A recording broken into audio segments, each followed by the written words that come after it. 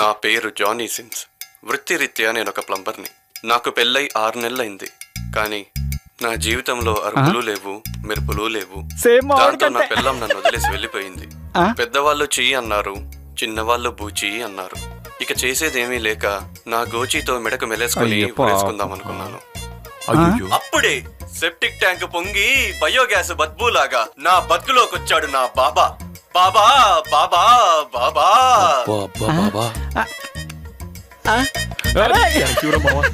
జామాకు తుమ్మాకు తైలం ఎక్కిస్తది నిన్ను గుర్రం, ఎక్కాక నువ్వు గుర్రం దిగమంటే దిగది ఇంకా ఖాయం.